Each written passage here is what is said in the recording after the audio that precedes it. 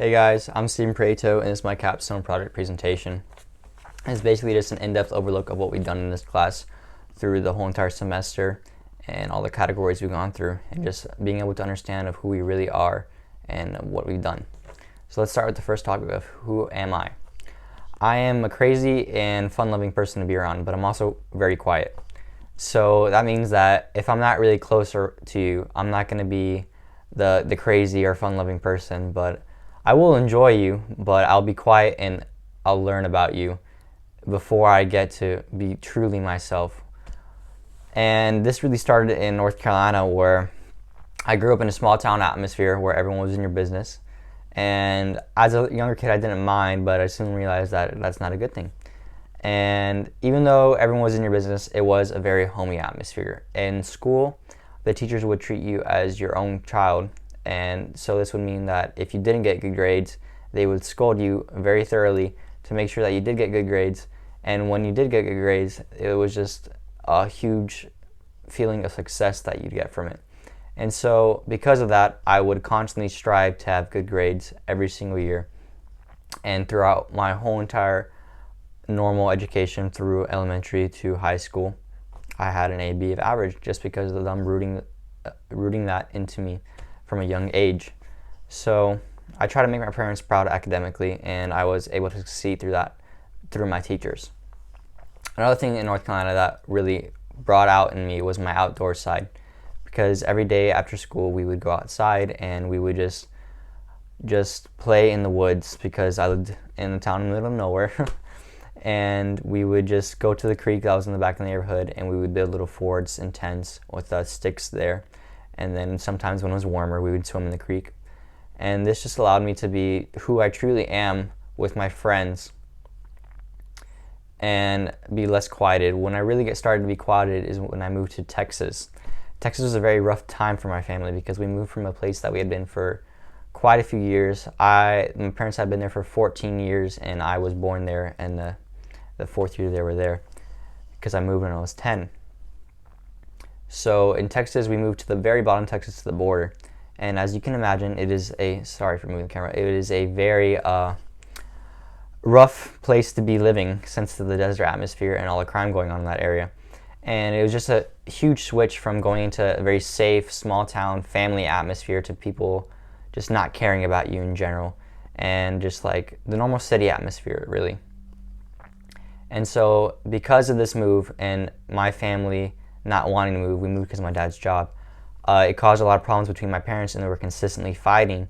And this just really changed the whole atmosphere and me and my siblings, because we had never really seen our parents fight really hard like that, to the point where it got very nasty. And this just allowed me and my siblings to lose our innocence, really, and to become more aware of the actual world. And with this, we had gained a lot more responsibilities. My older brother, he started to become the man of the house in terms of the sibling aspect, because our parents were constantly fighting and stuff like that. I'll leave that to the minimal level. And so my brother really stepped it up, and he was the manly father figure for a good few years, even through the time I moved to Miami after that. And then my sister was like the mother figure, and she would always show me compassion and teach me that it's okay to be loving to people, even when they're bad to you. And then my brother taught me that it is always good to be strong and be able to fight back for yourself, and not physically, but emotionally and with words, to be able to be strong and build up. And this just really made me become the quiet person that I am now today. It taught me to sit back, realize who people really are, and just understand who they are. And if you want to get to know them more, then you go forward. And after Texas, we moved to Miami. Miami was also an even harder time, because there we weren't financially stable. So along with being somewhere we didn't want to be originally, which we did move to Miami to be there with family, because all our family, since we are a Cuban family, they had migrated from Cuba to Miami. And so we were there to be with family. But since Miami is a very big city, it is very expensive to live there. And with 2 more siblings along the way, because one was born on the way to Texas and one was born in Texas. So now we are a family of 7 in total, and it became a very hard financial time. And it allowed me to get a worldview of 2 different outlooks of being from very wealthy, because my dad had multiple multi-million-dollar businesses during the time in North Carolina and Texas, and then he sold them. But with bad financial mistakes and so on, we became very unwealthy and we became very impoverished. And so in Miami, it was a very hard time, and it had allowed me to see that even though if you do have money or you don't have money, it doesn't matter. It just really matters who you are and how you treat others. And after our time in Miami, we moved to the Keys, where we currently are resided now. And let's move on to the other subject of how did I get this way. I kind of dipped into this category when I was talking about my older siblings. But I really got this way because of my friends and my parents, as I said, because due to my parents fighting, it just gave me like a different outlook. Like, your parents aren't always perfect, but they do at the end of the day try their best for you, and that's how you should be to your future kids. And my friends gave me a true aspect of family, because being in a Hispanic family, they're not always as accepting of different things. And with my friends, they were always accepting and always cheered me on no matter what I was doing. And so it really just allowed me to be more who I am around other people.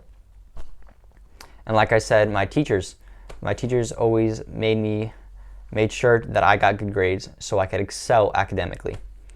And lastly, my coaches. I played a lot of sports. I played 8 years of baseball, and 4 of those years I was captain, and then 5 years of soccer, along with 2 years of basketball and 2 years of volleyball. But with that, it showed me to be a leader all the time when I can be, and to always show people, if they don't know how to do something, how to do it, and to do it encouragingly and not bring them down, but bring you both up at the same time and learn from others at the same time. And this just put me in a great mindset to succeed, which brings us to our other topic, which is, what does success mean to me? Personal success means to me just really of going after what you truly love. For what I truly love is I love being outdoors, and I love anything to do with mechanics like cars.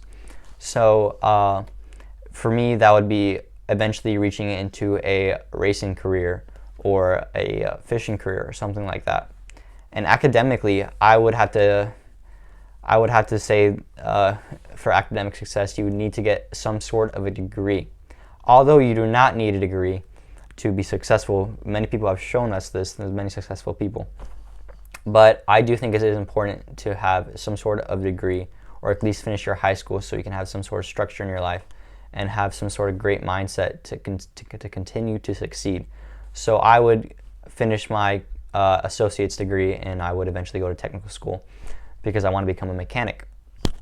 So I would go to technical school and then get all my certifications for like body work and stuff like that, and engine restoration, and including my mental and physical aspect of succeeding, of what success is to me. Is just being with people who you truly love. If you're not around people who you don't like, there's no point for you being there at all. That's why I stopped participating in certain events at my school when I was in high school. I would hang out with people that I didn't really like and they didn't treat me very well. And so I just stopped that all along, and then I started hanging out with different people.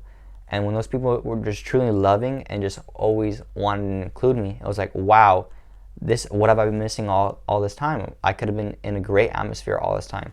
So real success to me is just going after for what you truly love and being with people you truly love. And that is reaching into our fourth topic, is how will I achieve success? I'll have to achieve success by really just finishing out my school and being able to get a job as a mechanic, because that's truly what I want to do. I want to be in the car atmosphere. And I would like to get a job as a mechanic, and then eventually, while I'm getting my job, I've already purchased the car that I want to start building, which will be allowing me to get into my racing career. And that is when I will be, in my mind, truly successful, when I have completely finished my schooling, and I have started doing my true hobbies that I love, along with being people I like. And where will I be in 5 years, which is our final topic? I plan to move back to Miami, which I'll be doing this semester. And along with that, I'll be doing my technical school and hanging out with friends, which is back to the success of being with people I truly love. And so have the job at the mechanic shop and maybe getting married along the way. I don't know. I don't see myself getting married anytime soon, but I do have a lovely girlfriend. So if the time comes after I graduate and get my job, I will. And along with moving into my own apartment. And so that's basically my capstone project presentation. I hope you enjoyed it and you have a good day. Thanks guys for watching.